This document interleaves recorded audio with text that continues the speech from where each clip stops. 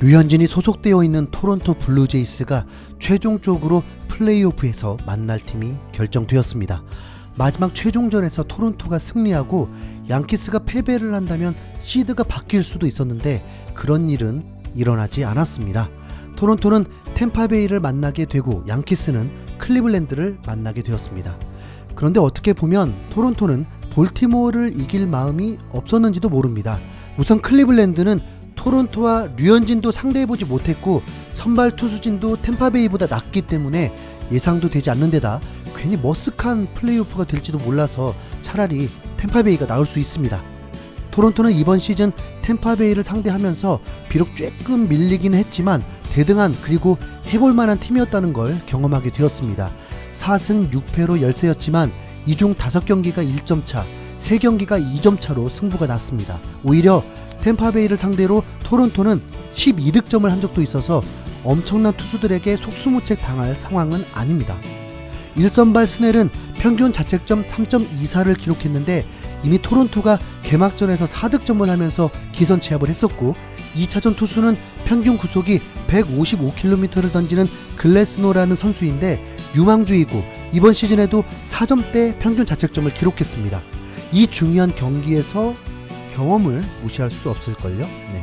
타선도 올 시즌 평균 득점은 토론토가 5.03점으로 템파베이의 4.81점에 앞서 있기 때문에 접전이 예상이 됩니다. 류현진은 템파베이를 2번 상대했는데 승리를 거두지 못했습니다. 개막전 등판 경기에서 4실점으로 부진한 투구를 했지만 팀은 승리했습니다. 다음 두 번째 등판에선 5이닝 1실점으로 후투를 펼쳤습니다. 그런데 토론토는 템파베이를 상대할 때까지 완전체의 팀이 아니었다는 게 더욱 기대케 하는 요인입니다. 에이스 류현진은 아메리칸 리그 4위에 해당하는 평균 자책점으로 12경기 출전해서 9경기를 팀이 승리한 만큼 거의 승리 예약 투수입니다. 템파베이와 처음 붙었을 때는 아직 컨디션이 좋지도 않았을 때고 특히 류현진은 양키스 징크스까지 완벽하게 깨버렸기 때문에 어느 때보다 자신감이 충만해져 있습니다. 2선발 워커는 토론토가 플레이오프가 충분히 가능할 것을 고려해서 류현진과 원투펀치를 이룰 수 있는 검증된 선수를 데려온 것이고 실제로 트레이드 이후 1점대 평균 자책점을 보여줬습니다. 더구나 피어슨, 슈메이커, 로마노 등 좋은 투수들이 부상에서 돌아오기까지 했습니다. 타자들도 비세도 부상에서 돌아오면서 좋은 활약을 했고 게레로 주니어도 시즌 마지막에 본 실력을 발휘하고 있고 커크라는 센세이션한 선수가 나타나 토론토에 붐을 일으키고 있습니다. 워낙 타선이 젊다 보니 상대 투수를 두려워하진 않습니다. 전문가들이 주목해야 할 다크호스 2위로 토론토를 선정한 이유가 바로 이 때문입니다. 그런데 다크호스까지는 분명 맞는데 전문가들은 템파베이가 토론토를 제압하고 디비전 시리즈에 진출할 것이라고 예상하고 있습니다.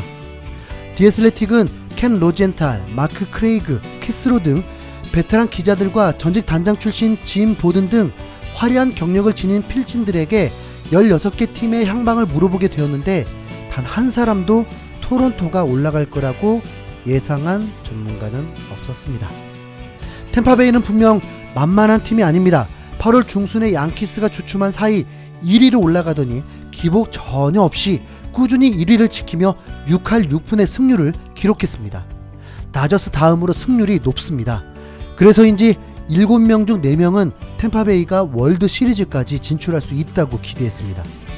템파베이의 최대 장점은 실책이 적고 스타급 선수를 보유하고 있진 않지만 불펜이 좋고 타선의 응집력이 뛰어나다는 것입니다. 팀 평균 자책점도 3.63이기 때문에 수준급입니다. 분명 홈에서 경기를 펼치는 것도 장점이 되긴 하겠죠. 하지만 캐나다 전문 매체는 토론토가 템파베이를 2승 1패로 이기고 디비전 시리즈에 진출할 것을 예상했습니다. 선발 투수도 공개했는데 류현진을 2차전 선발 투수로 결정했습니다. 이는 논란의 여지가 있는 상황인데 보통 가장 잘하는 투수가 1차전을 던지기 때문이죠. 류현진은 다저스에서 지난 해에도 디비전 시리즈에서 1선발을 맡았고 이번 시즌 최고의 빅매치라 불리는 양키스와 클리블랜드 경기에서도 1차전 선발 투수가 게리 콜 대 셰인 비버의 맞대결이 펼쳐졌습니다.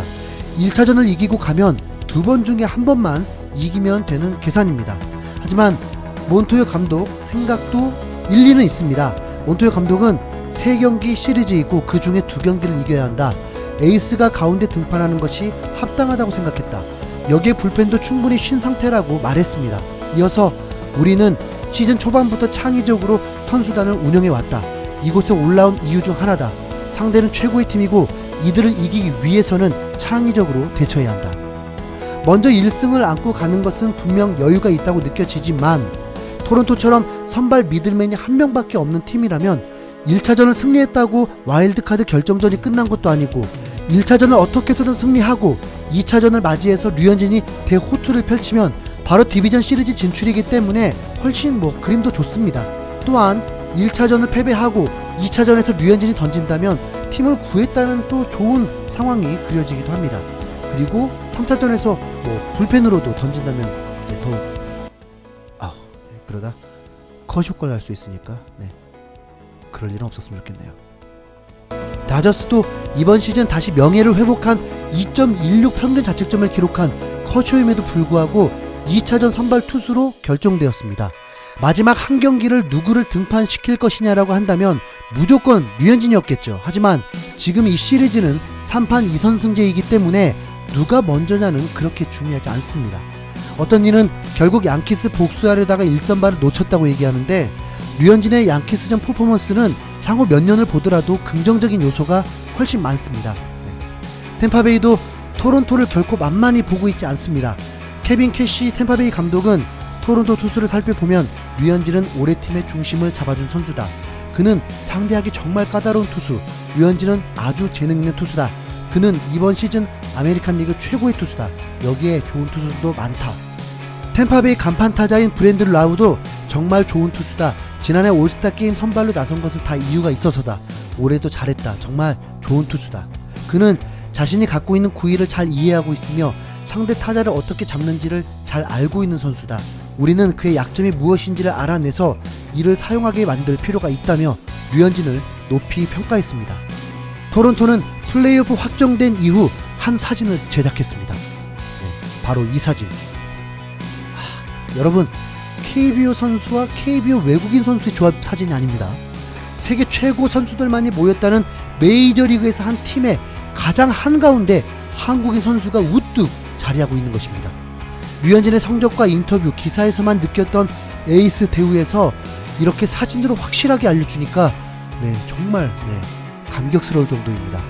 다저스에서도 지난 마지막 2년 동안은 최고의 활약을 했음에도 류현진을 앞세운 포스터는 국내 자체 제작 말고는 경험하지 못했습니다.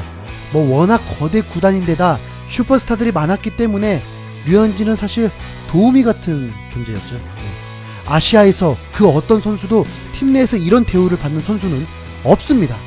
다르비슈도 시카고 컵스에서 대활약을 했지만 류현진만큼의 스포트라이트를 받지 못했고, 양키스 포스터의 다라카는 여기에 있고, 미네소타의 마에다는 여기에 있습니다. 개인적으로 봐도 정말 신기한 포스터였습니다. 류현진은 실제로도 유니폼 판매 순위도 3위입니다.